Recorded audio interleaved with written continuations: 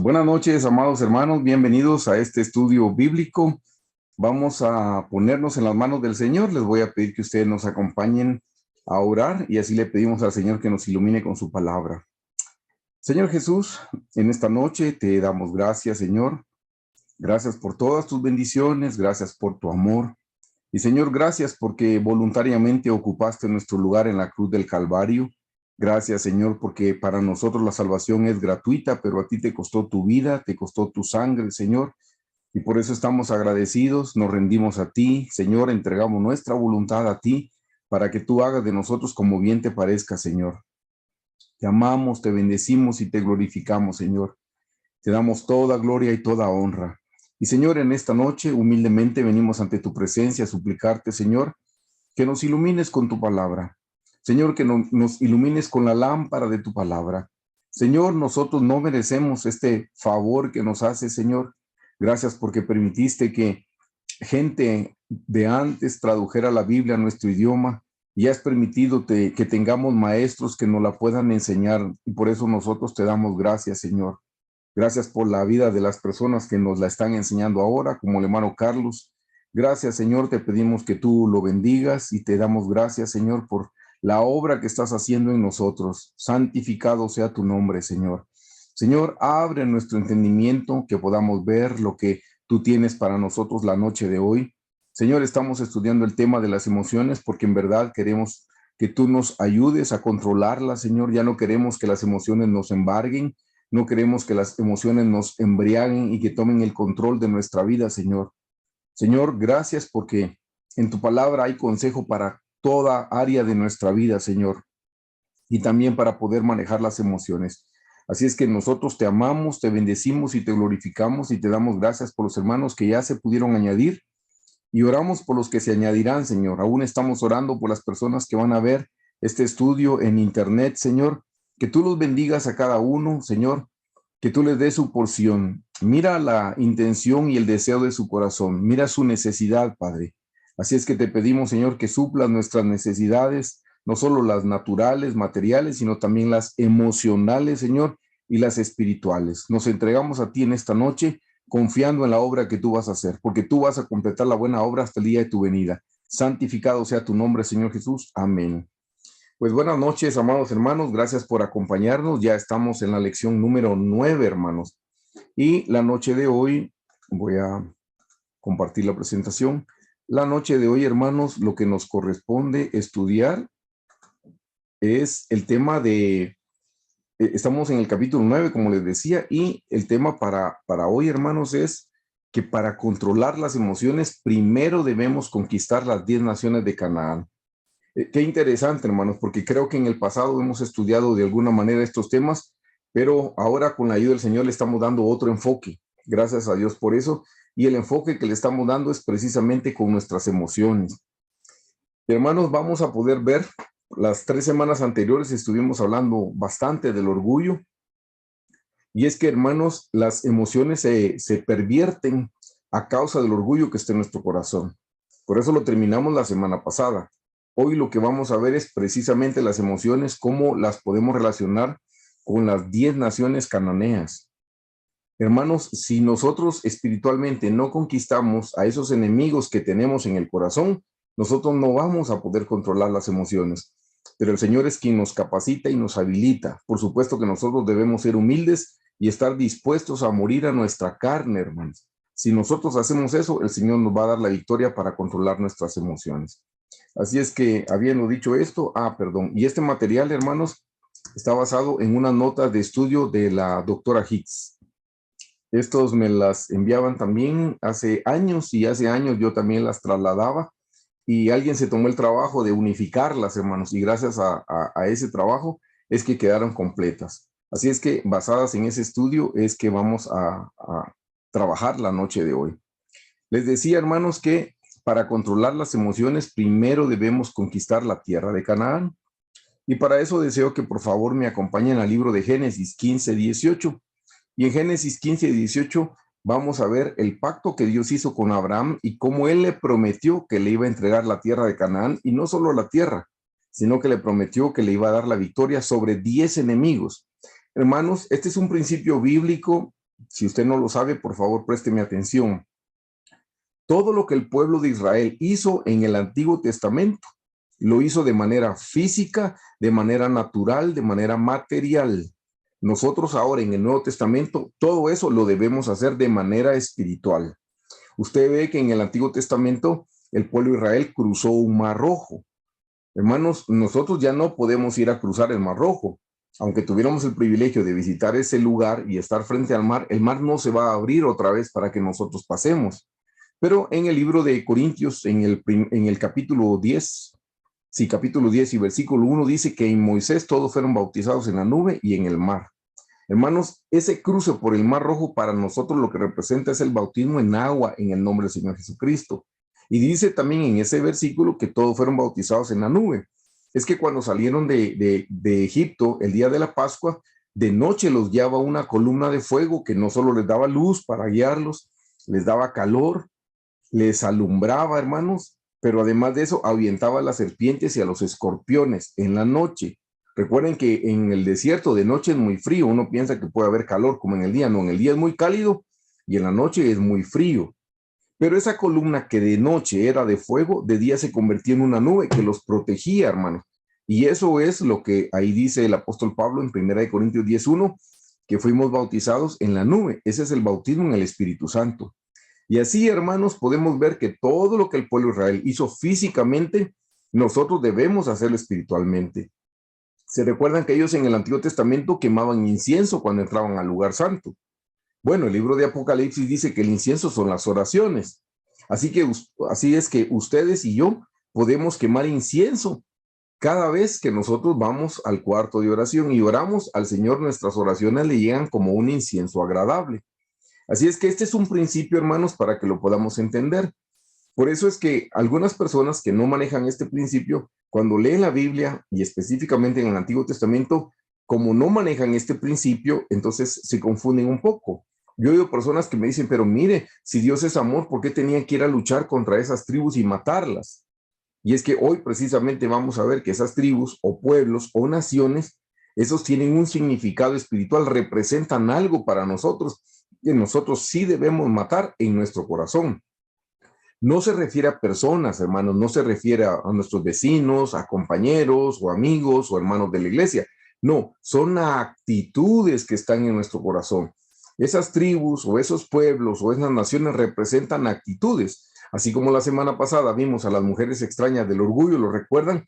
Bueno, hoy vamos a ver naciones que estaban en Canaán, eran 10 hermanos, y a esas 10 tenían que conquistarlas. Si ellos no conquistaban esas 10, no iban a poder tomar el control de la tierra de Jerusalén. Y para nosotros es exactamente igual, hermanos, si nosotros no controlamos esas 10 naciones en la tierra de nuestro corazón, no vamos a poder tener el control sobre las emociones. Yo sé, nosotros queremos controlar las emociones, pero para eso debemos trabajar. Y en el tema de hoy es trabajar específicamente en Canaán, conquistando a esas naciones que representan también actitudes en nuestro corazón. Entonces, acompáñenme, por favor, a Génesis 15, 18, 21. Dice, en aquel día hizo Jehová un pacto con Abraham, todavía se llamaba Abraham, diciendo, a tu descendencia daré esta tierra, desde el río de Egipto hasta el río grande, el río Éufrates. Y quiero que le preste atención, en el versículo 19 se empiezan a enumerar las 10 naciones de Canaán. Dice, la tierra de los, esos corchetes yo se los agregué, no los tiene la Biblia, para que a usted le sea más fácil contar que son 10.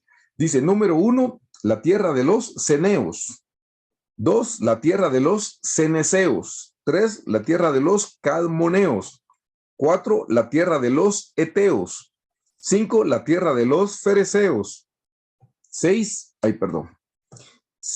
la tierra de los refaitas. 7, la tierra de los amorreos. 8, la tierra de los cananeos.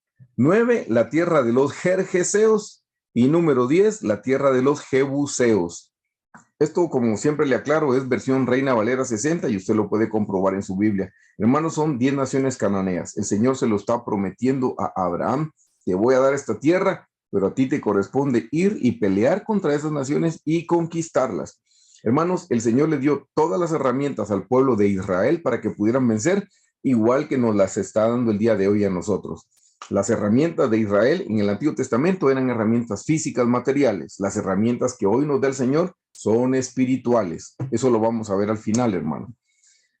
Entonces, quiero explicarles, por si ustedes no habían visto este diagrama o no lo conocían. Hermanos, esta diapositiva dice Israel salió de Egipto para llegar a Canaán. Hermanos, el pueblo de Israel estuvo en Egipto como esclavos 430 años, como esclavos. Realmente ellos en total, para que usted lo sepa, ellos en total vivieron 435 años. 435 vivieron en total. Pero los primeros 35 años ellos no eran esclavos. Los primeros 35 años era cuando todavía vivía José, que mandó a traer a su papá y mandó a traer a sus hermanos, a las tribus, con toda su descendencia. Entonces ellos los primeros 35 años la pasaron bien en las tierras de Gosén. Se recuerdan que les dieron esas tierras para que ellos se dedicaran ahí a la ganadería. Pero una vez que murió José y murió el faraón que conocía a José y al Dios de José, se levantó un faraón que no lo conocía y fue ese faraón el que los esclavizó. Así es que ellos en total vivieron 435 años, pero de esos solo 400, bueno, dije mal, no solo, es la mayor parte, 400 años estuvieron como esclavos. Le voy a repetir algo que el pastor Carlos dijo en alguna ocasión. Dijo él, ¿saben por qué el pueblo de Israel estuvo 400 años de esclavos en Egipto? Yo empecé a bajar libros, como decimos coloquialmente, y a pensar en alguna respuesta bíblica, alguna cosa que yo quisiera ver, el libro, el capítulo y el versículo. Y él dijo, el pueblo de Israel se tardó 400 años de salir de Egipto, oiga bien, porque ellos se tardaron 400 años en clamarle al Señor. Porque si le hubieran clamado al Señor, la Biblia dice, clama a mí y yo te responderé. Así es que si le hubieran clamado al Señor, el Señor les hubiera respondido de inmediato. Pero ellos estuvieron 400 años como esclavos porque se les olvidó que tenían a un Dios poderoso y hasta los 400 años clamaron. Entonces Dios se tardó 400 años porque ellos se tardaron 400 años. ¿Qué le quiero decir con esto, hermano? Si usted está en alguna situación, no se tarde en orar, no se tarde en clamarle al Señor, no se tarde. Él dice, tocad y os abriré, buscad y hallaréis. Así es que eso lo mencioné solo como un paréntesis, espero que le pueda servir. Pues hermanos, este es un diagrama, le voy a borrar aquí para que usted no se me confunda. Este es un diagrama que muestra las jornadas de Israel, así se le llama, así lo dice el título del libro de la doctora Hicks, las jornadas de Israel desde Egipto hasta Canaán. Ellos empezaron su caminar aquí, hermanos, aquí. Perdón, déjenme ver. Creo que hice algo, sí, hice algo. Ahorita lo muevo, perdón. Ellos empezaron su caminar aquí, hermanos. Estuvieron como esclavos en Egipto y la meta era llegar hasta aquí, hermanos, a la tierra de Canaán. Pero entre Egipto y Canaán había algo que se llamaba el desierto, hermanos. Aquí lo pueden ver, aquí está Egipto y aquí está la meta, Canaán. Pero en medio estaba un desierto, hermano. Había un desierto. Por cierto, para que sepa, en ese desierto no debieron haberse tardado tanto. Se tardaron por su incredulidad, porque cuando ellos fueron a espiar la tierra y cuando vieron a la gente dijeron son gigantes y no podremos, y el Señor había dicho que sí. Entonces Dios dijo, bueno, porque ellos dijeron, somos como niños delante de ellos. Entonces el Señor dijo, bueno, no van a llegar ustedes los adultos, solo van a llegar los niños. De los adultos, hermanos, a la meta solo llegaron 4 personas, creo que usted ya lo ha oído, es Josué, Caleb, Elíasar y Fines. Normalmente los predicadores solo mencionan a Josué y a Caleb. Yo sé de los otros 2, no porque yo haya estudiado más, sino porque lo escuché de la doctora Hicks, del pastor Carlos Estal. Josué y Caleb son los que generalmente se mencionan, pero hay 2 sacerdotes que no participaban en los censos, por eso no aparecen escritos, pero los vemos en Egipto y los vemos también en Canaán, que fueron Elíasar y Fines. Elíasar el papá y Fines fue el hijo. Entonces ellos también llegaron, al final llegaron 4. Yo no sé si sabe usted cuántas personas salieron de Egipto. De Egipto dice que salieron 600,000 hombres, hermanos. Y de esos 600,000 hombres, sin contar mujeres y niños, de esos 600,000 hombres solo llegaron 4 personas. Hermanos, solo para que vea que las multitudes no siempre tienen la razón. Y uno no tiene que dejarse llevar porque hay grandes cantidades de personas, sino déjese llevar por la palabra del Señor.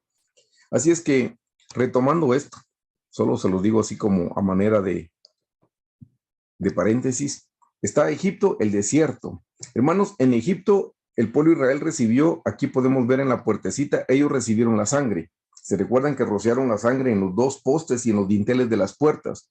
Qué cosa más tremenda, hermanos, porque miren, son los dos postes y en los dinteles de las puertas. No en la puerta, sino en los marcos. Realmente, hermanos, ¿saben qué representa eso? Eso representa la cruz del Señor Jesucristo, donde tenía que ser vertida la sangre del Cordero de Dios que quita el pecado del mundo. Y efectivamente el Señor Jesús, ahí fue donde Él derramó su sangre por nosotros. Así es que la sangre que se puso en los dos postes y en los dinteles representa la sangre que se tenía que poner en la cruz. Ya desde ahí había una profecía. Pero además de eso les conté, hermanos, que estaba la columna de nube y fuego.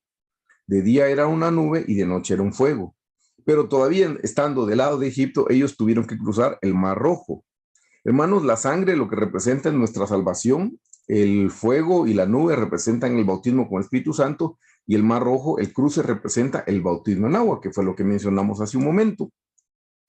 Si nos, si nos ubicamos, hermanos, en el desierto, para los que están familiarizados, hermanos, con el tabernáculo de Moisés, esto es el atrio, esto es el lugar santo, hermanos, porque son las mismas experiencias y este es el lugar santísimo.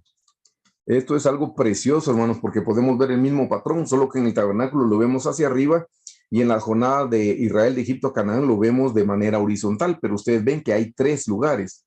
Yo no sé si ustedes se recuerdan que en el tabernáculo, para pasar del atrio al lugar santo, tenían que pasar por debajo de la cortina. O sea, la cortina no se abría, la cortina no tenía rasgadura, no eran compitas o con control remoto que se abría automáticamente.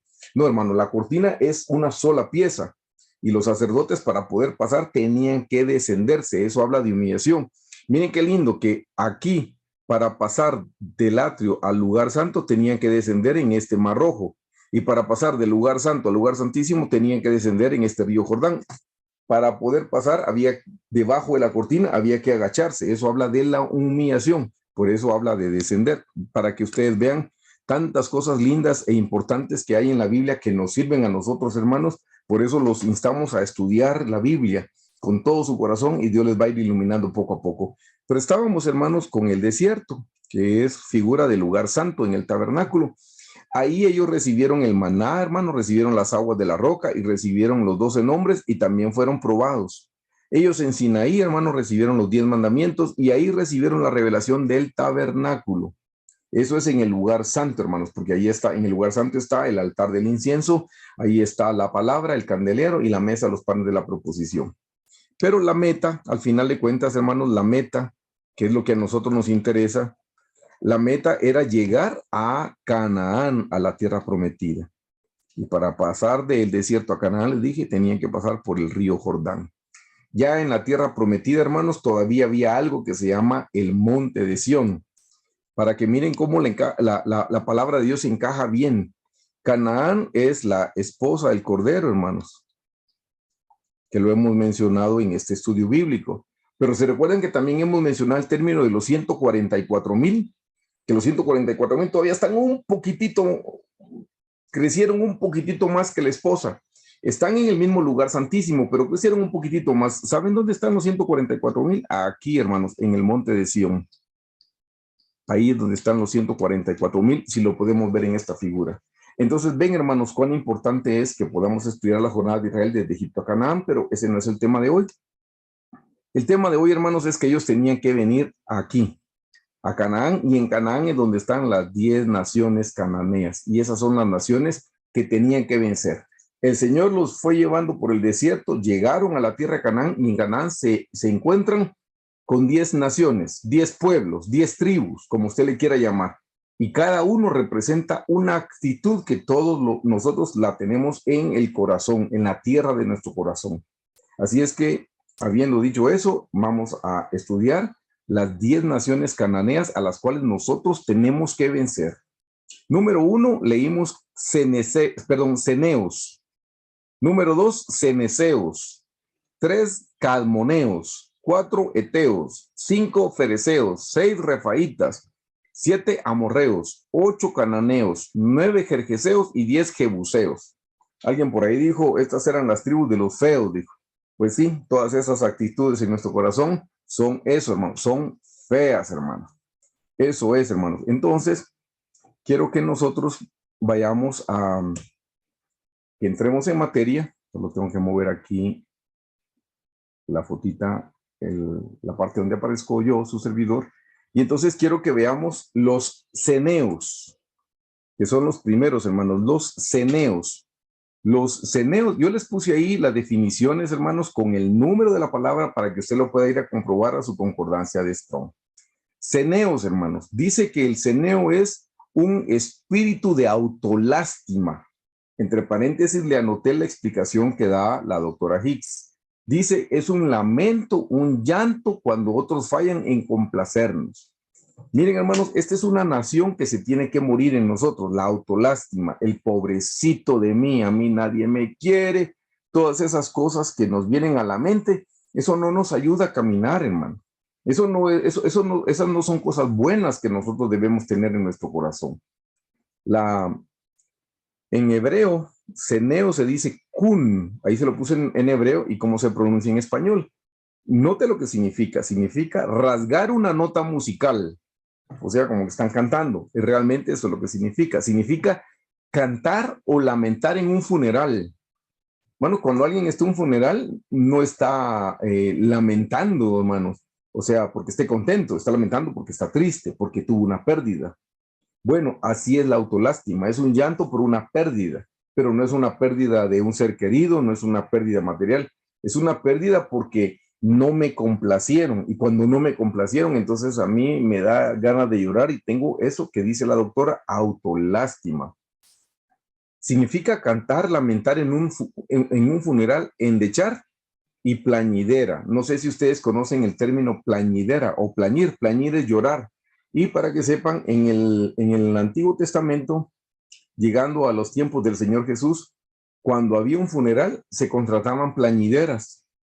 Se contrataban señoras para que fueran llorando en el funeral, para que sepa usted, porque entre más gente lloraba en el funeral, daba a entender que la persona que falleció había sido más piadosa. Entonces, eso era una profesión en Israel, ser plañideras. Entonces, contrataban a las plañideras y ya se iban llorando. No sé cómo lo hacían, tenían que ser grandes artistas, porque tal vez ni conocían al difunto o la difunta, pero ellos tenían que llorar. Pero lo más importante, hermanos, es que ceneos significa espíritu de autolástima. Hermanos, la autolástima no nos sirve. Espiritualmente hablando, hermanos, los ceneos en la tierra de Canaán ilustran los lamentos, los llantos de autolástima que en nuestra carne le gustan cuando las cosas no salen como nosotros estamos deseando. También muestra el fuerte gemido que sale de nuestra carne. Note, no solo cuando la gente no hace lo que uno quiere, sino dice que hacemos un fuerte gemido cuando Dios no hace que nuestros planes y nuestros propósitos carnales salgan bien. Cuando Dios los aborta, entonces nos estamos quejando y es que Dios no me ama porque Dios no me permitió. Hermanos, si nosotros le hemos presentado nuestros planes al Señor y no se cumplen, sepan que esa es la voluntad directiva del Señor. El Señor sabe mejor que nosotros. Yo cuando oro aprendí del Señor Jesús en Getsemaní, que terminó diciendo, y Padre, cuando le dijo si es posible que pase en mí esta copa, ¿se recuerdan que agregó el Señor? Pero no se haga mi voluntad, sino la tuya. Y yo cuando oro le termino diciendo, Señor, cuando le pido algo al Señor, le digo, pero no me des de acuerdo a mi carne, dame de acuerdo a tu voluntad directiva, porque no va a ser que esto que yo creo que yo necesito, creo que me conviene, tal vez esto sea mi ruina, tal vez esto sea para que yo termine en un mal camino. Y como yo no lo sé, Santiago dice, hermano, ustedes piden y no reciben, dice, porque piden mal para gastar en sus deleites. Hermanos, el corazón es engañoso. Yo podría estarle pidiendo, Señor, dame un avión privado para ir a predicar a África. Hermanos, yo no necesito eso porque ni estoy saliendo del país, pues no estoy en ese nivel. Pero yo podría engañosamente pensar, yo necesito esas cosas. Y a lo mejor eso es para mi perdición. Por eso, hermanos, yo termino orando y diciendo, Señor, pero no me des de acuerdo a mi carne, dame de acuerdo a tu voluntad. Por un lado, por el otro, hemos aprendido en Romanos 8:26 que dice que, y vosotros, dice la Biblia, no sabéis pedir como conviene, pero el Espíritu Santo intercede a través de vosotros con gemidos indecibles. Esa es otra cosa que nosotros acostumbramos. Oramos en español y oramos en otras lenguas, porque cuando oramos en otras lenguas, el Espíritu Santo está intercediendo a través de nosotros con gemidos indecibles, dice gemidos que no se pueden repetir, pero el Espíritu está intercediendo de acuerdo a la voluntad del Padre. Así es que eso es bien importante, hermano, porque Si regresamos a los eneos no solo lloran porque la gente no los complace, sino que también lloran porque Dios no los complace. Y hermanos, si usted le presenta sus planes al Señor y las cosas no salieron como usted deseaba, dele gracias a Dios, porque están saliendo como Dios lo ha planificado. La Biblia dice, encomienda a Jehová tu camino, confía en Él y Él hará. Eso es lo que dice la Escritura. Entonces, nuestro trabajo es solo orar y encomendar nuestro camino al Señor. Si Dios quiere, se cumplirá, y si Dios no quiere, no se cumplirá. Y muchas veces el Señor nos corta a medio camino cosas que para nosotros eran buenas. Solo démosle gracias al Señor. Hermanos, el Señor es omnisciente. Él sabe más que nosotros. Él sabe qué es lo que a nosotros nos conviene, lo que nos ayuda a crecer espiritualmente para llegar a la meta. Así es que este enemigo, hermano, los eneos, dice, canturreando una tonada fuerte y quejumbrosa del espíritu de autolástima, nos hace acusar fuertemente la naturaleza santa de Dios, que es justa y recta. Y ahí es donde decimos, no puedo entender por qué esta cosa tan terrible me pasó a mí. O he estado tratando de vivir correctamente, pero parece que eso no me ayuda de nada. O por gusto sirvo a Dios, porque miren, sirvo a Dios y de todos modos las cosas no me salen como yo quiero. Tanto venir a la iglesia, tanto estar aquí tratando de servir y de todos modos las cosas no me salen como yo quiero. Le repito, están saliendo como Dios quiere. O puede ser que este enemigo nos haga decir, la gente no me respeta, la gente no me aprecia, la gente no agradece lo que yo he hecho por ellos, tanto que yo he hecho por ellos, y mire cómo me pagan. Ese es el espíritu de autolástima, hermano. Entonces nosotros hermanos tenemos que pedirle al Señor que nos dé la victoria sobre ese espíritu de autolástima. Usted ya se fue ubicando, ya fue entendiendo, hermanos, cómo es que funciona esta nación, este espíritu en nuestro corazón. Así es que la próxima vez que usted tenga el deseo de sentir autolástima por usted, eso no viene del Señor, eso viene del diablo.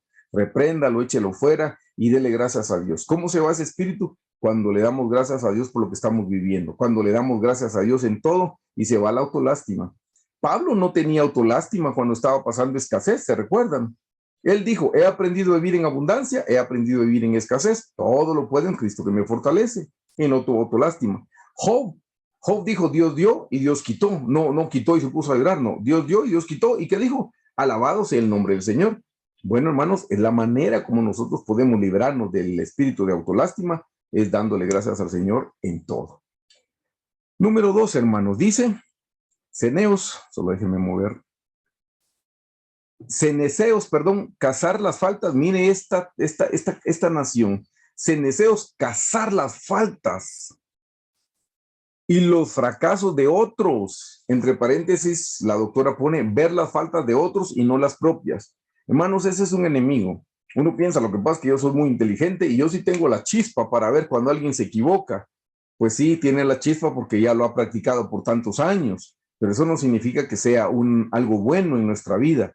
Espiritualmente eso no es bueno, hermanos, que estemos pendientes de las faltas y los fracasos de las demás personas.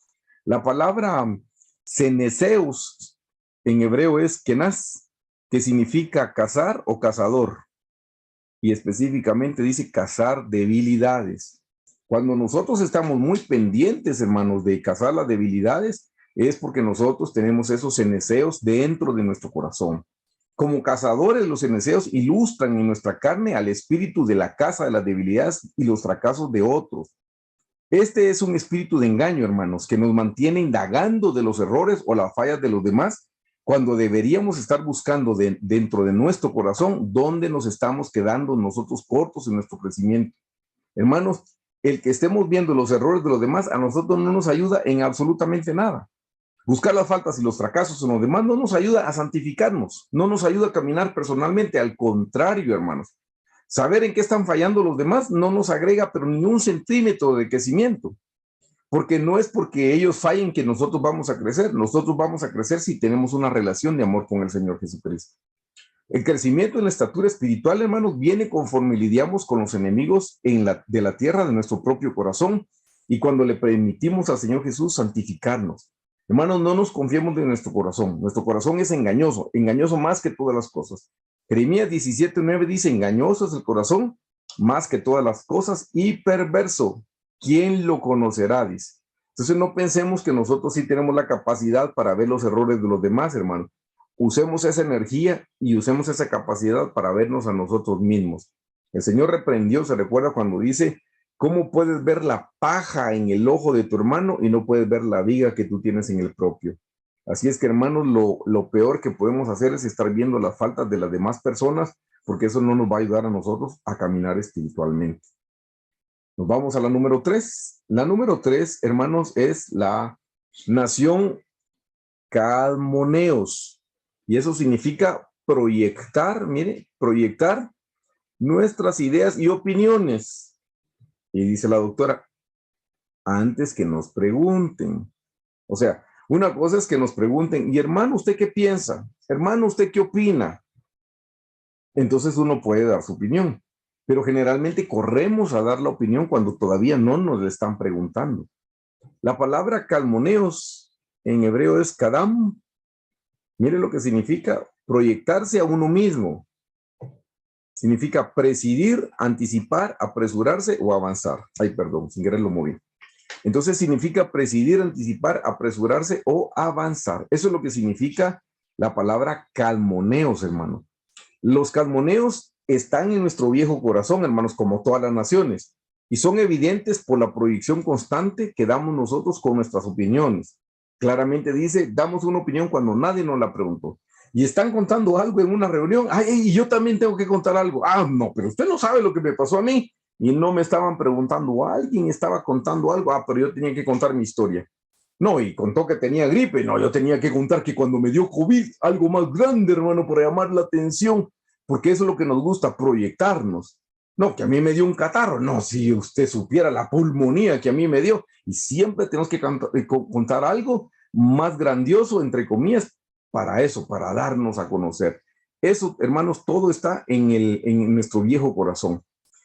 Los calmoneos en nuestra tierra carnal siempre se lo saben todo, hermano. Siempre tenemos una respuesta para todo. Miren qué cosa. El calmoneo que tenemos en el corazón sabe qué era lo que tenía que predicar el predicador el día domingo. No predicó el tema correcto, no lo predicó de la manera correcta. Nosotros sabemos cómo los diáconos deberían de servir. Ese calmoneo hace que nosotros sepamos cómo se tienen que vestir las hermanas, pero por qué hizo tal cosa o cómo se deberían de comportar los niños. Nosotros lo sabemos, entre comillas, lo sabemos todo, hermano. Eso es porque tenemos un calmoneo.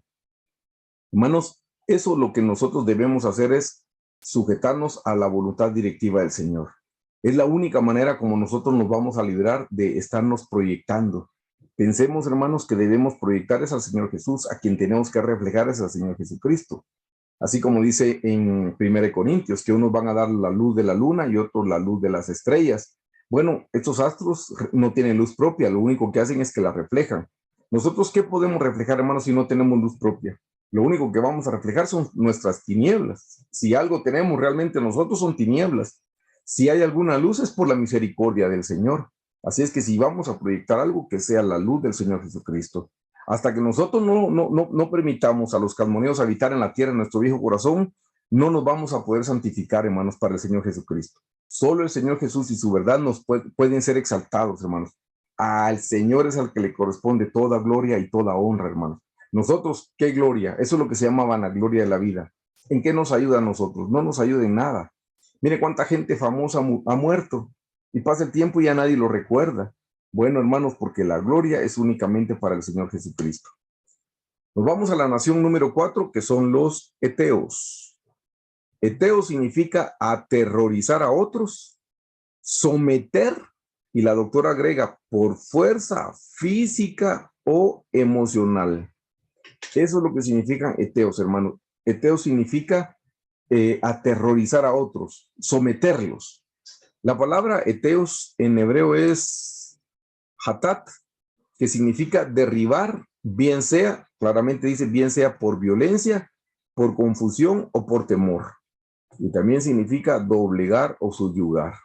Hermanos, los heteos representan la parte de la carne en nuestro viejo corazón que disfruta aterrorizar a otros para obtener lo que deseamos o lograr que las personas se inclinen ante nuestras reglas, ante nuestras ideas, para que podamos reinar sobre ellos y sobre lugares y cosas. Nos encanta que los demás hagan las cosas que nosotros queremos. Sin importar qué tipo de forma externa asuma nuestro espíritu heteo, constantemente trabajamos para producir un espíritu de temor en los demás, que se inclinen ante nuestra voluntad y que hagan lo que nosotros queremos. Este espíritu, hermanos, como todos, está en el viejo corazón y tiene un solo propósito, que es aterrorizar a las demás personas. O sea, al final es someterlas, sujetarlas, hermanos. Aquí, hermanos, nosotros somos los que nos tenemos que humillar y somos nosotros los que nos tenemos que someter al Señor. Y la Biblia dice que nosotros debemos ver a todos como superiores a nosotros mismos, no viéndolos hacia abajo, sino viéndolos hacia arriba. Así es como dice la Escritura, que nos veamos como superiores. Yo debo verlos a ustedes como superiores y ustedes a todos, incluyéndome a mí, me deberían de ver como superior. Eso es lo que la Escritura nos dice. Es la manera como nosotros nos podemos librar de estos seteos. Número 5, hermanos, están los fereceos. La palabra fereceo significa espíritu de, lo puse mal, espíritu de libertad o de libertad de sus responsabilidades, o lo quise decir, librarse de sus responsabilidades. La doctora dice libertad carnal y no aceptar límites. Fíjese que no aceptar límites, ese es un enemigo que nosotros tenemos en nuestro corazón. No aceptar los límites. En hebreo es perezá, no pereza, sino perezá, y significa campo abierto, sin muro, tierra indefensa. Hermanos, no tener límites nos deja indefensos. La gente cree que cuando no tiene límites está haciendo su voluntad, y cuando no tiene límites es fuerte, y es todo lo contrario. Cuando no tiene límites es indefensa. Eso lo tienen que escuchar los hijos, esto lo tienen que escuchar los jóvenes, hermanos. Si a la mayoría no le gustan las restricciones, y las restricciones lo que hacen es que los protegen. También significa sin restricciones. Vea lo que significa: pueblo sin murallas o villa sin paredes. Ustedes ven, hermanos, que en la época actual, pues cuando hacen una colonia o un condominio, lo primero que hacen es cercarlo. Cuando estaban por reedificar el templo en tiempos de Nehemías, lo primero que hicieron fue poner un muro. Hermanos, los muros nos protegen. ¿Saben cuál es el muro que nosotros tenemos? El muro es la palabra del Señor. La palabra del Señor nos protege. Los mandamientos, hermanos, los mandamientos son eso, son una protección si nosotros deseamos cumplirlos. Si no los queremos cumplir, para nada, hermanos, nos condenan, y eso es lo que la gente no quiere. Pero para que sepan, el fereceo es el que quiere tener un espíritu libre, fuera de responsabilidades. No le gustan las responsabilidades, le gusta la libertad carnal. No le gusta que le pongan límites, a qué hora tiene que venir, esas cosas no le gustan, hermano. Y eso, hermanos, es algo con lo que nosotros tenemos que trabajar. Ya sea que los fereceos vivan en ciudades sin murallas, ellos ilustran, hermano, el espíritu del libertinaje carnal, o sea, sin restricciones. ¿Sabe qué es lo que dice el fereceo? El fereceo claramente dice: haz tu voluntad. Yo ya lo he mencionado, no sé si en este o en los anteriores estudios, pero Lucifer también tiene una Biblia, por si usted no lo sabía. Hay una Biblia que fue escrita en el año 66 por uno de sus seguidores que se llamaba Anton LaVey, y él escribió la Biblia de Satanás y tiene mandamientos. ¿Sabe cuál es el mandamiento número 1 en la Biblia de Lucifer, en la Biblia de Satanás? El mandamiento número 1 es: haz lo que quieras. Ese es el mandamiento número 1. No tienen que hacer otra cosa, sino haz lo que quieras. ¿Por qué? Porque cuando la gente hace lo que quiere, se sale de la voluntad de Dios, no busca la soberanía del Señor Jesucristo. Y note, ese mandamiento satánico lo han puesto en las películas, lo han puesto en las caricaturas. Desde chiquitos les enseñan a los niños que hagan lo que ellos quieren, que escojan lo que ellos quieran escoger, como se sientan bien, que hagan sus elecciones. No esté un papá y una mamá restringiéndolos, no esté un papá y una mamá señalándoles. Desde pequeños empiezan con esto, hermanos. Aún en los cursos motivacionales, hermanos, le enseñan: usted puede, el poder está dentro de usted. No hay nada más satánico que le puedan explicar que dentro de usted está el poder, que usted puede. ¿Qué podemos hacer nosotros, hermanos? No podemos hacer nada. Sin Cristo no somos nada, no tenemos nada, no valemos nada, y no podemos hacer nada fuera del Señor. Pero ese es el mandamiento número 1: haz lo que tú quieras, haz tu voluntad, no te sujetes a nadie. Este espíritu dentro de nosotros rebeldemente resiste ser traído bajo la sujeción de la palabra de Dios o del Espíritu Santo. El fereceo en nuestra tierra carnal también ama los amplios espacios abiertos de nuestra voluntad humana no restringida, porque así puede hacer lo que quiera cuando quiera, o sea, no acepta límites. El fereceo sufre grandemente, hermanos, con tan solo el pensamiento de que va a ser limitado por el muro de la palabra del Señor. ¿Sabe que mucha gente por eso no se convierte al Señor, no acepta a Cristo en su corazón? Porque dice, ya no puedo ir a fiestas, ya no voy a poder tomar, ya no voy a poder fumar, ya no voy a poder oír esta música. Pues sí, saben que hay límites, hay restricciones, pero muchos cristianos también no están viviendo la vida agradable al Señor porque no quieren las restricciones, no quieren que nada los limite. El fereceo, el fereceo se siente encerrado, se siente cercado en su responsabilidad en un lugar y en un tiempo específico. Pero hermano, le recuerdo, los límites son necesarios. Dios pone los límites. Mire, ¿para qué son los límites? ¿Para qué son los muros? Número uno, para que lo que está afuera no se entre y para que lo que está adentro no se salga. Se recuerdan que a Adán le dieron dos mandamientos principalmente: guardar y labrar el huerto. Y guardar el huerto, hermanos, era ponerle un cerco alrededor del huerto. La pregunta es, ¿Adán lo hizo? No, no lo hizo. Si Adán hubiera puesto un cerco alrededor del huerto, le pregunto, ¿la serpiente estaba adentro o estaba afuera originalmente? La serpiente estaba afuera originalmente. ¿Cómo terminó adentro? Porque no había un muro de protección. Hermanos, los límites de la palabra del Señor nos guardan, los límites nos protegen. No seamos insensatos pensando que aburrido, porque ahora no puedo hacer esto, no puedo oír, no puedo esto, no puedo tomar, no puedo consumir. Hay límites, pero los límites nos protegen. Los límites son una bendición, hermanos, para nosotros. El espíritu fereceo engañosamente dice, mire cómo dice el fereceo que tenemos en nuestro corazón por naturaleza. Dice, oh, yo amo la palabra de Dios, pero no le puedo prometer estar en la iglesia tan temprano para orar. Pero yo sí amo la palabra del Señor. Bueno, pero hay límites, hay horarios con los que tenemos que cumplir. Hay horarios. Usted no llega tarde a una reunión importante de trabajo. Está haciendo una negociación.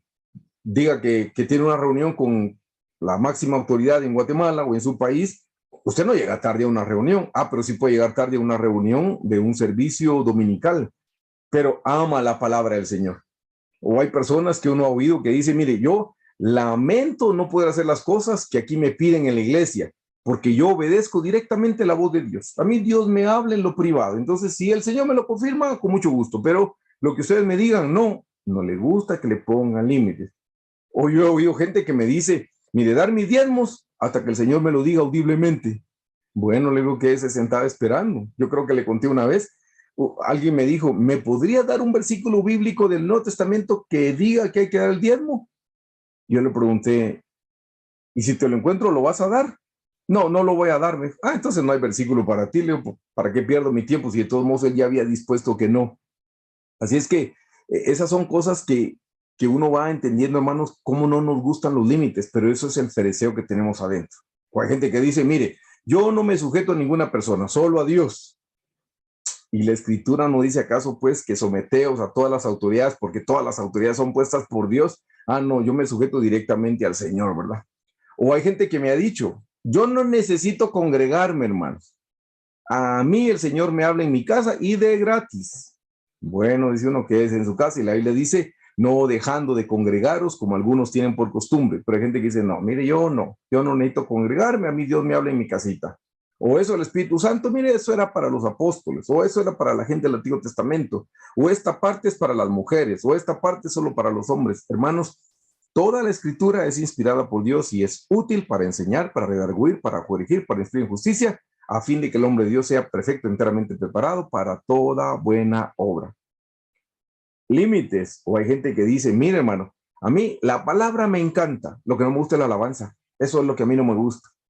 Bueno, pero es parte de nuestro culto al Señor. Usted no ha visto, hermanos, que nosotros primero oramos, luego alabamos al Señor, porque nosotros primero lo bendecimos y le servimos a Él una mesa de alabanza, una mesa de gratitud, y el Señor nos bendice dándonos la palabra. Pero hay gente que solo le gusta la palabra y no le gusta la alabanza. Bueno, esas son de las cosas, de los límites a los que no se quieren sujetar. Juan 5:30 dice el Señor, yo no puedo hacer nada por mí mismo, según oigo, así juzgo, y mi juicio es justo, porque no busco mi voluntad, sino la voluntad del que me envió, la del Padre. Ven, hermanos, nosotros también tenemos que aprender a sujetarnos, también debemos aprender a respetar nuestras responsabilidades, que nuestro sí sea sí y nuestro no sea no. Si nosotros aceptamos hacer algo, cumplamos nuestra palabra, hermanos. Aceptemos los límites, sepan, los límites nos restringen. La obediencia, hermanos, la obediencia es una bendición. Se lo he estado repitiendo porque por algo se lo he estado repitiendo, hermanos. Pero en Deuteronomio dice, si oyeres atentamente la voz de Jehová tu Dios para poner por obra mis mandamientos, vendrán sobre ti estas bendiciones y te alcanzarán. ¿Qué está diciendo? Si fueres obediente, hermanos, la obediencia trae bendición. Revélese a los límites de su casa, revélese a los límites del trabajo, revélese a lo que quiera, usted no va a tener bendición. La bendición viene cuando somos obedientes, cuando aceptamos la voluntad, y eso son la voluntad de Dios, y esos son sus límites. Vayamos al número 6, hermanos, refaítas. Refaíta significa espíritu de superioridad rebelde, pero también significa inferioridad. Uy, son dos cosas diferentes, pero las vamos a ver. Refaítas, espíritu de superioridad rebelde e inferioridad. La palabra refaíta es rafá, que significa vigorizar, ser un gigante, estar por encima. Remendar, mire qué cosa, este gigante está conectado con remendar y también significa gigante rebelde. Pero esta palabra, ay, olvidé ponerle el número en este, hermano, pero bueno. Esta otra palabra viene de otra palabra que siempre se pronuncia Rafa, pero que significa bajar, ceder, ser débil, declinar, desamparar, desfallecer o desmayar. Entonces ve que uno es superioridad y el otro es inferioridad. Uno es para arriba y el otro es para abajo. Eso es refaíta, hermanos. Los gigantes refaítas de superioridad, hermanos, trabajan frenéticamente para unir y coser sus vestiduras. Por eso es que se llama remendar, coser. Coser sus vestiduras, hermanos, reales de orgullo, a fin de vestirlas mentalmente como un rey de tal manera que puedan gobernar sobre otros. ¿Se recuerdan quién fue el primero que cosió algo, que remendó algo? Adán y Eva. Cuando se quedaron desnudos y se vieron desnudos, tomaron hojas de higuera y las cosieron y con esas se cubrieron. Bueno, eso es lo que hace este espíritu de superioridad. Va cosiendo, hermanos, pero para engrandecerse. Los gigantes refaítas de inferioridad, hermanos, trabajan incansablemente cosiendo varios sentimientos, no las hojas de higuera, pero ya sentimientos, uniéndolos, produciendo una vestidura de insuficiencia para el alma. Y es el espíritu que les evita confiar en Dios y en hacer su voluntad. ¿Por qué un espíritu de superioridad? Porque no confían en Dios. Porque yo soy el que tengo que hacer las cosas, porque si yo no las hago, nadie más las va a hacer por mí. Si yo no las hago, Dios no me lo va a hacer. Entonces yo tengo que luchar, yo me tengo que esforzar y yo tengo que lograr las cosas. Eso es el espíritu de superioridad rebelde. Se rebela en contra, de nuevo le digo, en contra de la voluntad del Señor, pensando que yo tengo que hacer todo, porque si yo no lo hago, nadie más lo va a hacer. Si yo no me esfuerzo, nadie más me va a dar lo que yo necesito. Así es que yo tengo que ser trabajador, y yo no estoy diciendo que sea malo, pero no hay que poner la confianza en lo que yo puedo lograr, sino en lo que el Señor logra. Hermanos, si algo somos, es por la misericordia del Señor. Si algo tenemos, es porque Dios ha sido muy bueno con nosotros. Hermanos, ¿cómo saber si tenemos esta nación de superioridad? Solo pongámosle atención a lo que decimos. A veces decimos, yo no cedo, yo no me voy a humillar. Cuando hay algún problema con alguien, no, yo no me voy a humillar porque total yo no empecé. Eso es este enemigo de superioridad. Hay gente que todavía ha dicho, mire, ni siquiera Dios es capaz de doblegarme. Bueno, entonces tiene ese espíritu de superioridad. Y ahora, ¿cómo sabemos que tenemos el espíritu de inferioridad? Bueno, usted lo ha oído también en algunas ocasiones, cuando la gente dice, yo no sirvo para nada, hermano, o yo no puedo llegar a la meta. Ay, no, venir a esta iglesia es que esta iglesia es difícil, hermano, porque le ponen a uno la meta muy alta. No, no es la iglesia la que le pone la meta alta, es la palabra del Señor la que nos está indicando cómo. Pero hermanos, Jesús es la meta y Jesús es el camino y Jesús nos da todos los recursos para que podamos ir en este camino y poder llegar a la meta espiritual. Hermanos, cuando alguien dice Dios no me ama porque las cosas no están saliendo como quiere, eso es un espíritu de inferioridad. La pregunta es, ¿cómo no lo va a amar Dios? Bueno, la Biblia dice que Dios es amor. Mire que no dice Dios tiene, no, no, es amor. Si Dios es amor, esa es su naturaleza, Dios no puede cambiar. Dios no hace acepción de personas, quiere más a unos y menos a otros. No, hermanos, tampoco eso no puede pasar. Pero así es como se manifiesta ese espíritu de inferioridad cuando uno cree yo no sirvo para nada, yo no voy a poder llegar. Por un lado se convierte en superior y por el otro lado se convierte en inferior. Pues vamos al número 7. Solo permítanme que logre. Déjenme, ya lo logré correr aquí. Muy bien. Amorreos. Amorreos dice, hermanos, que es el de los amorreos, hermanos, es la autoglorificación. Y la doctora explica jactarse de sus logros. Eso es lo que significa, hermanos, los amorreos. Los amorreos significa autoglorificarse. La palabra en hebreo es emori. Mire lo que significa hacer publicidad. Así es que eso no se lo inventaron las agencias publicitarias, hermanos. En hebreo existía esta palabra, emori, que significa hacer publicidad, anunciar, dar aviso, hablar y proclamar. Y también significa orgulloso, alardear de uno mismo. Esto no creo que sea difícil para nosotros, hermanos, poderlo entender, ¿verdad? Los amorreos. El orgullo amorreo se exalta a sí mismo en lugar de exaltar al Señor. Eso es el pecado. En vez de exaltar a Dios, nos estamos exaltando a nosotros mismos porque tenemos un ídolo. Se recuerda cuando estudiamos el orgullo. El amorreo se jacta de sus logros y de sus brillantes obras, ignorando que si algo tiene es por Dios, que si algo pudo hacer fue por la misericordia del Señor Jesucristo. Nada trajimos a este mundo, hermanos. Así es que lo que tenemos es por la pura mano de Dios. El amorreo piensa y habla solamente de lo que él ha logrado, o más frecuentemente de lo que planea hacer en el futuro. El amorreo no solo habla de lo que yo puedo hacer, de lo que yo tengo, sino de lo que voy a hacer en el futuro. Ignorantemente deja percibir su existencia completa, tanto de la presente y la futura, porque, hermanos, nuestro presente y nuestro futuro están en las manos del Señor. Por eso usted ha visto que nosotros cuando decimos vamos a hacer algo, agregamos si Dios quiere, si Dios lo permite, primero Dios. Pero eso está en la Biblia. En la Biblia dice, no digas que haré esto el día de mañana si tú no sabes si te vas a levantar el día de mañana. Solo Dios lo sabe.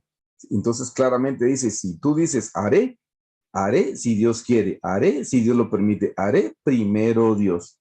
Así es que cada aliento que nosotros respiramos en cada momento presente, hermano, o en cada momento futuro, es porque estamos sustentados por la misericordia del Señor. Como le digo, lo que hemos logrado ha sido por la mano de Dios. En Proverbios 27:1 dice, no te jactes del día de mañana. Claramente dice el rey Salomón, no te jactes del día de mañana porque no sabes qué dará de sí el día. Usted no piensa, mañana lo voy a hacer, me voy a engrandecer. O como dice aquel pasaje en uno de los evangelios, aquel hombre que se enriqueció dijo, alma mía, mi corazón está gozoso, todo lo que tiene. Y dice, no me caben los granos en los graneros, voy a destruir estos graneros para construir unos más grandes. Y dice, insensato, no sabes que en la noche vienen por tu alma, porque no sabemos lo que va a suceder el día de mañana. Hermanos, nuestro presente, nuestro pasado y nuestro futuro están en las manos del Señor. Por eso el Señor Jesús es 3 veces santo. Han leído en Apocalipsis que dice santo, santo, santo, santo por nuestro pasado, santo por nuestro presente y santo por nuestro futuro. Por eso es santo, pero nuestra vida está en las manos del Señor. ¿Qué podemos saber nosotros? Así es que, hermanos, no nos alabemos de lo que vamos a hacer el día de mañana. Eso es si Dios quiere. No debemos permitirle estos amorreos que traigan ese orgullo a nuestro corazón. Nosotros debemos permitirle al Señor Jesús que desarraigue ese orgullo jactancioso de los amorreos de nuestro corazón para poderle darle gloria y honra a su santo nombre. Hermanos, solo Dios es digno de recibir toda gloria y toda honra. Solo Dios. Nos vamos al número 8, hermanos, que son los cananeos. Uno dice las 10 naciones cananeas y los cananeos, literalmente cananeos, son uno de esos 10. La palabra cananeo significa querer ganar la atención. Es muy parecido a uno de los anteriores, pero con falsa humildad y también significa mercadear falsas noticias.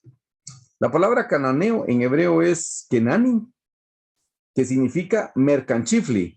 Eso significa. Mercanchifle, hermano, lo que significa es un comerciante de baratijas. Eso significa comerciante de baratijas, pero también significa hacerse humilde. Eso significa hacerse humilde. Mire cómo funciona el cananeo. Por un lado es un comerciante de baratijas, pero por el otro lado se hace humilde. Hermanos, los cananeos proyectan un aire de humildad y de servicio, pero es solo una máscara, solo es una fachada.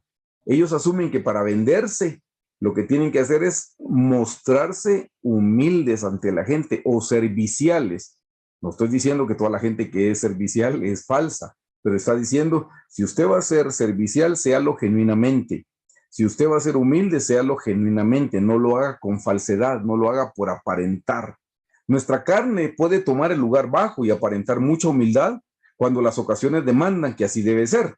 Cuando nos enfrentamos a la pérdida de una oportunidad o cuando estamos en alguna situación comprometedora, entonces nos mostramos muy humildes o nos estamos mostrando que estamos ocupando el lugar bajo. No, la Biblia pide que seamos genuinos, que seamos sinceros, que seamos honestos. La falsa humildad de la naturaleza cananea, hermanos, de nuestro viejo corazón, puede aparentar ser muy sujeta y humilde en presencia de aquellos que están intentando humillarnos. Y hay gente que se humilla, pero que no se está humillando de corazón. La Biblia dice, humillaos bajo la mano poderosa del Señor, y cuando sea su tiempo, Él los exaltará. Entonces, eso es lo que sí debemos hacer, ser genuinos. Si nos vamos a humillar, nos humillamos por amor al Señor Jesucristo. Bueno, la falsa humildad se presenta dando malas noticias. Así es como funciona este cananeo. ¿Sabe lo mal que estoy? Es que ahorita estoy pasando por un mal momento en mi vida. Esa es falsa humildad. Mire, yo ahorita estoy pasando por una situación, nunca me había encontrado en una situación tan difícil. Pero podemos decir eso, hermanos, con el fin de ganar un poquito de lástima, para que la gente se apiade de nosotros. Ay, pobrecito el hermano, cómo sufre. O dice que de estos cananeos también mercadean malas noticias. Cuando se les ha tratado mal o en lugar de pregonar las noticias beneficiosas de las cosas que el Señor ha hecho en nuestro corazón, los beneficios que Dios nos ha dado, andan contando solo cosas malas, mire que pasando penas, que pasando esto, que pasando lo otro. También los cananeos, dice la doctora, también los cananeos saben mercadear su solícito cuidado cuando las personas quieren averiguar de otros. Y eso es bien importante que uno pueda tener discernimiento, hermanos. O sea, el cananeo no solo tiene la falsa humildad, sino que si usted se recuerda, aquí dice, mire, comerciante de baratijas. Y el comerciante de baratijas lo que hace es, por ejemplo, ¿qué tal ha estado, hermano? ¿Qué tal ha estado, hermanito? Es que he estado muy preocupado por usted recientemente, ¿le pasa algo? Pero realmente el comentario es para poder aprovechar que la gente le cuente sus cosas y así tiene más información que estar mercadeando. Tristemente, a veces eso pasa en las iglesias. Tristemente. Yo recuerdo casos de personas que me decían, mira, la persona tal me habló y me dijo, no sé nada de lo que está pasando en tu vida, pero el Señor me dice que te va a dar la victoria. ¿Estás pasando por alguna situación difícil? Y casi todos sabíamos que estaba pasando por una situación difícil la persona, pero esta otra lo que quería era averiguar un poquitito más. Hermanos, eso es porque hay un cananeo, le gusta tener información de la demás gente y la manera como la hace es vendiendo esas baratijas, diciéndome estoy preocupado por usted, cómo ha estado, me he levantado a orar, quisiera ver en qué lo puedo apoyar, pero procurando que la gente le cuente. Si alguna vez pasara eso, hermanos, téngale cuidado, pídale al Señor discernimiento para abrir su corazón. Nos vamos al número 9, hermanos. Gergeseos. Los gergeseos, hermanos, los gergeseos significan vivir para los deseos de la carne y está conectado con una palabra, barro, y el barro representa la carne. Y les vamos a decir por qué está conectado con el barro. La palabra gergeseo es la palabra que aparece aquí, sería girgashi, y lo que significa es vivir en casa de barro. Por eso la doctora lo pone aquí como que el barro representa la carne. Y lo vamos a ver, hermanos. Debido a que la escritura compara la carne mortal con el barro, porque muchas veces que se menciona el barro está relacionado con la carne, se sabe que los gergeseos vivieron en lugares donde había muchos placeres carnales en vez de vivir donde estaban las cosas del espíritu. En lugar de construir hogares espirituales y eternos para sus almas, los eteos, hermanos, y lo que hicieron fue vivir en casas de barro. ¿Qué es una casa de barro? Algo que no tiene solidez, algo que se va a destruir en poco tiempo. Viene una tempestad o viene un viento recio y lo va a botar. ¿Se recuerdan de la parábola de aquellos dos hombres que construyeron su casa? Uno la construyó sobre la roca porque cavó y encontró la roca y el otro la construyó sobre la arena. Y cuando vinieron los vientos y vinieron las lluvias, dice, golpearon la casa que estaba sobre la arena y fue arrastrada. Pero la que estaba fundada sobre la roca, esa fue la que logró resistir. Pues hermanos, es igual. El barro representa nuestra carne. Hermanos, si nosotros vivimos para agradarnos en nuestra carne, nosotros vamos a ser destruidos. Se recuerdan que ya lo estudiamos. Cuando estudiamos la madera, el heno y la hojarasca, Jesucristo es el fundamento. Y podemos edificar en oro, plata y piedras preciosas, o podemos edificar en madera, heno y hojarasca. Pues aquí no estamos hablando de la madera, heno y hojarasca, sino que estamos hablando del barro, pero podemos decir que es exactamente lo mismo, hermanos. El barro es lo mismo que la madera, el heno y la hojarasca. Estamos edificando para nuestros deseos carnales. Si nosotros seguimos edificando para la carne, vamos a cosechar de la carne. Hermanos, nosotros deberíamos de estar edificando en las cosas espirituales porque son eternas. Hermanos, ¿cuánto nos puede durar un placer carnal aquí en la tierra? Por favor, pensemos. Con su permiso, por favor, pensemos, ¿cuánto nos podría durar un placer carnal aquí en la tierra?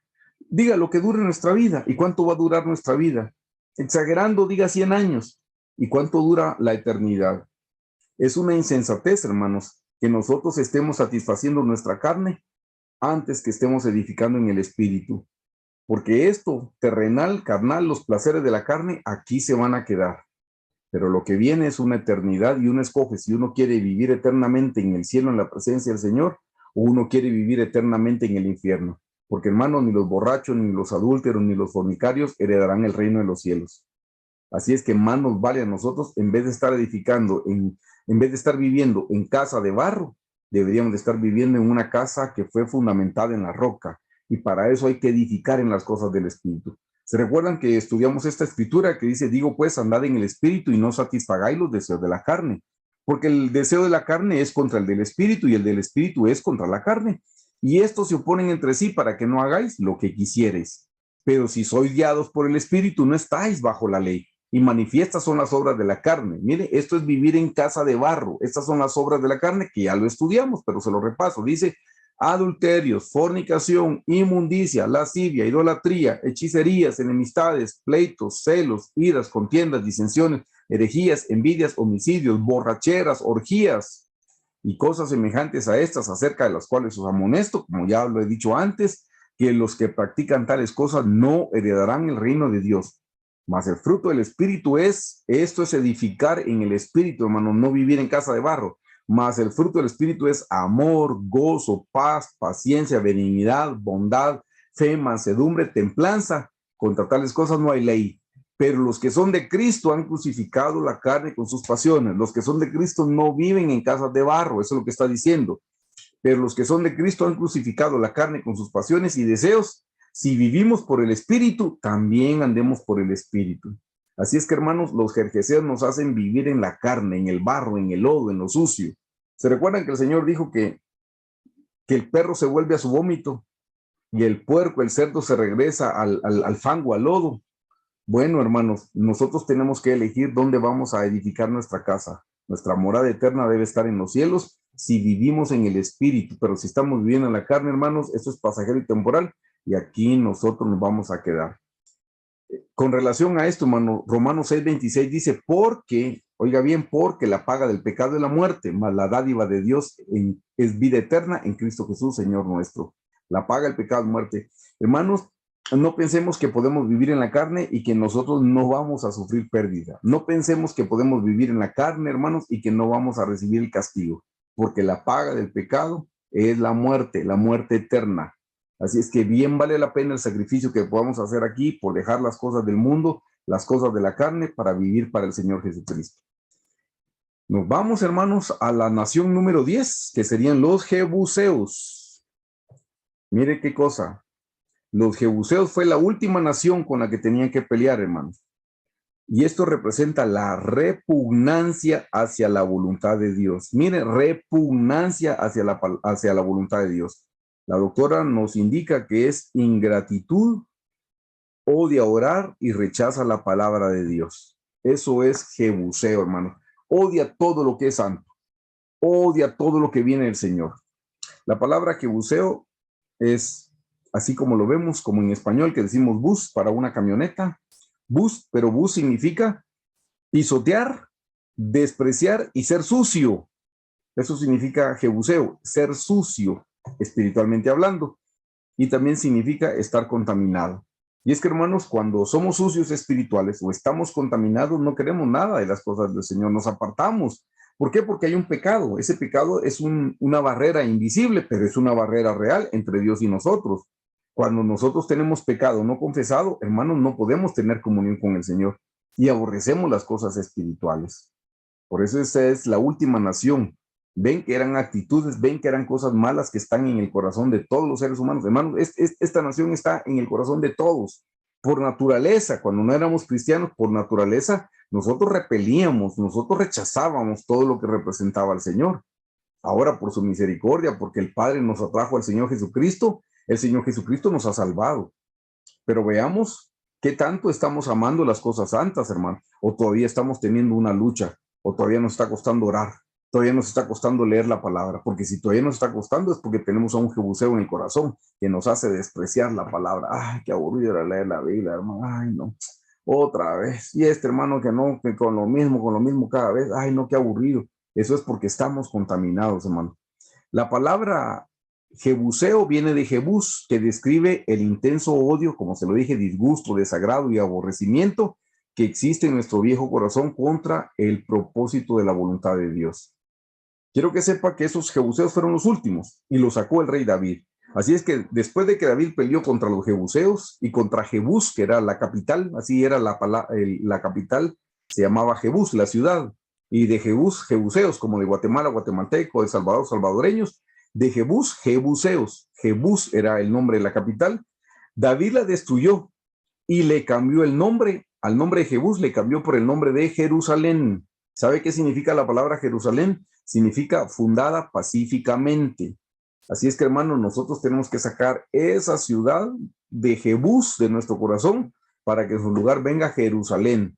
Si usted y yo estamos haciendo planes por llegar a la nueva Jerusalén, no podemos llegar con jebuseos, porque son contrarios. Tenemos que sacar esos jebuseos de nuestro corazón para que la nueva Jerusalén se pueda edificar. De nuevo le cuento, fue David el que luchó contra los jebuseos y los venció. Y a la ciudad que se llamaba Jebús, David le cambió el nombre y le puso Jerusalén, que significa fundada pacíficamente. Así es que, hermano, nosotros tenemos que echar fuera a esos jebuseos también. Entonces, cuando David hizo, hermanos, Jehová santificó, Dios santificó esa ciudad porque ahí puso su arca de gloria, su santo nombre dentro de la ciudad, debido a que había sido recientemente santificada cuando David la conquistó. Así es que nosotros también tenemos que aprender, hermanos, a conquistar. Para eso tenemos que desarraigar el orgullo que está en nuestro corazón. Para eso nosotros tenemos que amar el plan maestro, la voluntad directiva de Dios. Tenemos que esforzarnos por mantenernos en la presencia del Señor para no estar rechazando las cosas que son santas, hermanos. Este espíritu de odio en contra del propósito de la voluntad de Dios está presente en todo ser humano, hermanos. Todos lo traemos de nacimiento. La cosa es que con el tiempo que tenemos de ser cristiano, deberíamos de ir venciendo a estos jebuseos. Hermanos, el jebuseo lo que odia es buscar a Dios en oración, estudiar la Biblia, ayunar, cumplir con la palabra de Dios, hacer la voluntad de Dios. Eso es, hermanos, lo que odia y detesta el jebuseo. Así es que, hermanos, si nosotros no luchamos contra estas 10 naciones cananeas y no logramos vencerlas, olvídese de que podamos controlar las emociones. Las emociones nos van a seguir controlando porque hay 10 naciones que nos están controlando. Pero si nosotros con la ayuda del Señor logramos vencer estas naciones, vamos a poder controlar las emociones. Hermanos, las emociones solo son el resultado de que todavía tenemos estas 10 naciones. Por eso, antes de controlar las emociones, primero tenemos que conquistar la tierra de Canaán. Si no conquistamos la tierra, no vamos a poder controlar las emociones. Y nosotros queremos controlar las emociones, por eso me están acompañando en este estudio bíblico. Pero déjenme decirle, para poder controlar las emociones, lo que tenemos que hacer es trabajar con estas naciones cananeas. Por eso le repito, yo he visto literatura de controle sus emociones en 30 días. 10 consejos para controlar sus emociones y digo yo, parece que sí, pero con todo respeto, solo le están poniendo una curita a un cáncer que tienen, porque estas emociones son como eso, como un cáncer. Y de pensar que en 10 consejos vamos a poder nosotros controlar las emociones, perdón, es ponerle una curita, algo leve, hermanos. O sea, eso no nos va a ayudar. Pero si trabajamos con el orgullo, como lo hemos visto las semanas anteriores, y ahora trabajamos con las naciones cananeas, les prometo que eso sí nos va a dar la victoria sobre las naciones y sobre nuestras emociones también. Finalizo con esto, hermanos. Solo déjenme mover esto un poquito. ¿Cómo se vencen estas 10 naciones cananeas? Aquí vienen 8 pasos, hermanos, para que nosotros los podamos seguir y de esa manera nosotros podamos alcanzar la victoria sobre las 10 naciones cananeas, hermanos. Número 1, si usted ya se vio en el espejo de la palabra del Señor en esta noche, lo primero que debemos hacer, hermanos, es arrepentirnos de nuestras malas actitudes. Eso es lo primero que debemos hacer. Llévese este material a su cuarto de oración y en su cuarto ore y pídale al Señor que le confirme, porque yo sé que usted ya se siente redarguido, porque hoy la palabra del Señor ha venido como un espejo para que usted se pueda ver. Yo sé que usted se ha sentido redarguido, yo también me siento redarguido, no solo estoy hablando de usted, estoy hablando de mí mismo. Bueno, con este material váyase a su cuarto de oración y pídale al Señor, Señor, confírmame qué otras cosas tengo. Número 1, entonces, ya una vez que lo sepa o el Señor se lo revele o se lo confirme, número 1 es arrepentirnos de nuestras malas actitudes. Número 2, hermanos, es perdonar a los que nos han ofendido. El Padre Nuestro, yo se lo he mencionado, dice, perdona nuestras ofensas así como nosotros perdonamos. Hermanos, el requisito para que Dios nos perdone las ofensas, no los pecados, no las transgresiones, no las iniquidades, sino las ofensas. Porque para que sepa hay pecados, transgresiones, iniquidades y ofensas. Pero las primeras 3 solo con que yo me arrepienta, hermanos. Pecados, transgresiones, iniquidades, solo con que yo me arrepienta. Ofensas tiene requisito. Así es que si yo quiero que el Señor me perdone mis ofensas, yo también tengo que perdonar. Número 3, hermanos, ¿qué debemos hacer? Es retomar la oración. Ese es el paso número 3. Porque si tenemos estas naciones que se han aumentado es porque nosotros hemos dejado de orar, hemos dejado de buscar al Señor. Entonces retomemos la oración. Me encanta el ejemplo que el pastor Carlos ha dado desde hace muchos años, que cuando él empezó con 5 minutos una semana, 10 minutos la segunda, 15 minutos la tercera. Hermano, vaya subiendo poco a poco. Pues orar es como montar bicicleta, precisamente eso decía él. Y montar bicicleta se aprende haciéndolo. Usted no aprende a orar en un libro, manual para orar, pues ahí le dan consejos, pero hasta que usted no ore, usted no va a aprender a orar. Entonces, ¿quiere aprender a orar? Váyase a su cuarto de oración. Número 4, hermano, retome el estudio de la Biblia. Empiece, hermano, si no lo está haciendo, empiece por lo menos con un versículo bíblico diario. Súbale a 2 versículos, a 3 versículos, lea un capítulo y tome más tiempo para estudiar la Biblia. Hermanos, la Biblia de Dios es una luz, es un pan, es una espada, es agua que nos limpia, hermano. Usted quiere tener la victoria, necesita. ¿Quiere que las tinieblas se vayan? Hermanos, si yo apagara la luz en esta habitación y usted apagara la luz donde está, ¿cómo hacemos para sacar la oscuridad? ¿Golpeándola? No. ¿Gritándole? No. La luz, la oscuridad se va si encendemos una luz. Simple. Bueno, todos tenemos tinieblas en el corazón. La manera para que las tinieblas se disipen es cuando traemos la luz de la palabra del Señor. Así es que debemos retomar el estudio de la palabra. Número 5, hermanos, empecemos a aceptar la voluntad de Dios, pero con gratitud. No la aceptemos a regañadientes, que no me queda de otra. No, no. Hermano, sepa que lo que viene de la mano de Dios es bueno para usted. La Biblia dice que la voluntad de Dios es perfecta, es buena y es agradable. Oiga bien, perfecta, buena y agradable.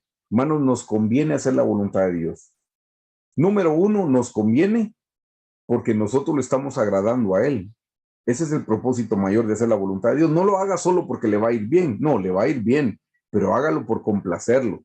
Hermanos, ustedes y yo hemos venido a esta tierra no a hacer nuestra voluntad, hemos venido a hacer la voluntad de Dios. Así es que empecemos a complacer al Señor haciendo su voluntad. Así es que número 5 es aceptemos la voluntad de Dios, pero con gratitud.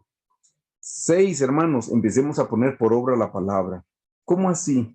Hermanos, lo que leamos, lo que nos correspondió leer el día de hoy, apliquémoslo, vivámoslo, practiquémoslo. Eso es poner por obra la palabra. Usted lee algo y bueno, tiene que cumplirlo. Por ejemplo, si está leyendo un pasaje que dice que no debemos mentir y usted estaba mintiendo, ¿qué tiene que hacer? Pues dejar de mentir, porque aquí dice que debemos dejar de mentir. Lo que lee en la Biblia, póngalo por obra. Eso es todo. Empecemos a ayunar. Yo la semana pasada les envié un material. Hermano, necesitamos ayunar. El ayuno nos fortalece, el ayuno nos ayuda a nosotros a crecer espiritualmente. La semana pasada le dije, el ayuno nos frena, hermanos, la comida, y si frenamos la comida, frenamos cualquier otra tentación. Entonces debemos, hermanos, ayunar, por lo menos un día. Nosotros en la iglesia ayunamos los días martes. Acompáñenos ustedes, si usted no sabía, acompáñenos a ayunar. Me escribió gente, mire, yo tengo enfermedad, yo tengo diabetes. Bueno, yo le quiero contar, mi hija tiene la diabetes, que es la más severa, no la de los adultos. Yo también sufro de diabetes y también ayuno, pero hay la diabetes juvenil, que como le cuento, es mucho más dura y lo que hace es, no puede dejar de comer, pero entonces lo que hace es que come alimentos no precisamente que le gusten. Por ejemplo, por decirle algo, todo el día se come mush sin leche, no es muy agradable, pero bueno, le ayuda al cuerpo, pero lo que nosotros necesitamos es que nuestra carne empiece a menguar. Usted órele al Señor y pídale al Señor que le muestre cómo puede ayunar. Si usted quiere hacerlo, el Señor se lo va a mostrar, pero más de algo puede hacer, o haga el ayuno de Daniel, coma legumbres, o coma algo en particular, solo eso. Y por último, mire, dice, lo estoy mencionando porque estamos retomando este tema, yo personalmente lo estoy retomando, es reprender toda obra del diablo. Hermanos, estas naciones son cosas espirituales, fueron naturales para el pueblo de Israel, para nosotros son espirituales, pero tal vez nos está costando un poquito eso de estudiar la Biblia porque también puede hacer que tengamos oposición espiritual. Bueno, ya lo hemos visto en la Biblia, el Señor reprendía a los espíritus, reprendía a los demonios, nosotros hagamos lo mismo, reprendamos toda obra del enemigo para que nos permita avanzar. Así es que, hermanos, esta fue la enseñanza para la noche de hoy. Yo los voy a invitar a que oremos, hermanos, y que nos pongamos en las manos del Señor, que este material nos ayude para vernos a nosotros mismos, que este material nos ayude para reflexionar cómo estamos nosotros el día de hoy. Como les digo, estamos aquí porque queremos aprender a controlar las emociones, pero antes debemos conquistar la tierra Canaán. Así es que acompáñame a orar y ore con todo su corazón, por favor. Señor Jesús, en esta noche venimos con gratitud por tu palabra. Gracias, Señor, por la revelación que tú nos estás regalando, Señor. Gracias por los maestros que antepusiste. Gracias por esos maestros que van delante de nosotros, Señor. Y que hoy, gracias a la revelación que tú les has dado a ellos, hoy nosotros podemos entender tu palabra. Y, Señor, nosotros vamos de camino a Canaán. Hemos salido de Egipto, que representa el mundo, Señor. Gracias porque nos sacaste de las tinieblas a tu luz admirable, Señor. Y tal vez ahorita todavía vamos de camino, vamos por el desierto, Señor, donde estamos siendo probados, donde estamos recibiendo tu palabra. No importa el lugar donde nos encontremos en nuestro progreso espiritual. La meta es Canaán, Señor, y sí queremos llegar a esa meta. Señor, mira el deseo de nuestro corazón. A ti no te podemos mentir, podemos engañarnos aún a nosotros mismos. Podemos engañar a nuestro cónyuge, podemos engañar a nuestros pastores, pero a ti no te podemos engañar, Señor.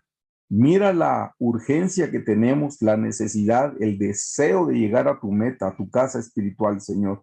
Sí queremos llegar a la Nueva Jerusalén. Sí queremos crecer a la estatura del varón perfecto, llegar al lugar santísimo. Sí queremos, sí queremos, sí queremos, Señor. Por favor, mira la sinceridad de nuestro corazón. Ahora te pedimos que nos ayude, Señor, que nos auxilie, Señor. Señor, te necesitamos, te necesitamos. Señor, sin ti no podemos hacer nada, Señor. ¿Qué podemos hacer? ¿Qué podemos hacer, Señor? Ayúdanos, Señor, a poder entender cuáles son los enemigos que tenemos en nuestro corazón con los cuales estamos luchando, Señor. Ayúdanos, Señor, a tomar fuerzas, a cobrar ánimo, Señor, para poder luchar espiritualmente contra estas naciones que están en la tierra de nuestro corazón, Señor. Estas naciones que no nos permiten avanzar, Señor. Por favor, Jesús, ayúdanos. Ayúdanos, Señor, que tu Santo Espíritu nos revele, Señor. Danos la fuerza a través de tu palabra. Padre, por favor, Jesús, te lo pedimos, Dios. Ayúdanos, ayúdanos, te necesitamos, Señor. ¿A quién iremos si solo tú tienes palabras de vida eterna? Señor, te necesitamos. Ven a nuestro corazón. Hoy te pedimos una vez más, ven a nuestro corazón y toma el control de nuestra vida, Señor. Tómanos, poséenos, Señor. Toma toda fibra de nuestro ser. En el nombre de Jesús te lo pedimos, Señor. Ven y poséenos, Señor. Poséenos todo, te lo entregamos todo. Hoy nos rendimos delante de ti, Señor. Hoy nos rendimos y deseamos ser uno contigo. Nos rendimos a tu voluntad directiva, Señor. Nos rendimos, Señor Jesús, a la voluntad que tú tienes para nosotros. Tú sabes mejor de lo que nosotros podemos saber, Señor. Así es que por eso te damos gracias, Señor. Ayúdanos, ayúdanos, ayúdanos, ayúdanos, Señor. Nosotros vamos a seguir meditando, vamos a seguir orando sobre este tema. Te suplicamos que tu Santo Espíritu nos revele cuáles son las áreas con las cuales debemos trabajar principalmente, Señor, las áreas en las que debemos trabajar fuertemente, Señor, en el nombre de Jesús. Y ahora, Señor, ya no es tanto por las emociones que te lo pedimos, sino para agradarte a ti. Señor, porque queremos llegar a la Nueva Jerusalén, por eso queremos sacar a todos esos cananeos, Señor, para que sacando la última a la última tribu, Señor, de los jebuseos, que tú la cambies por Jerusalén, Señor. Cámbiale el nombre a esta nación que está en nuestro corazón, Padre. En el nombre de Jesús te lo pedimos.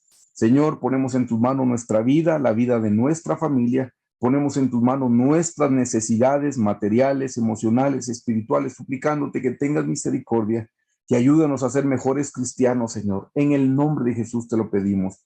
Amamos y bendecimos tu nombre, Señor Jesús. Amén. Hermanos, gracias por acompañarnos. Espero que este material les esté sirviendo. Si Dios lo permite, nos vemos dentro de 15 días.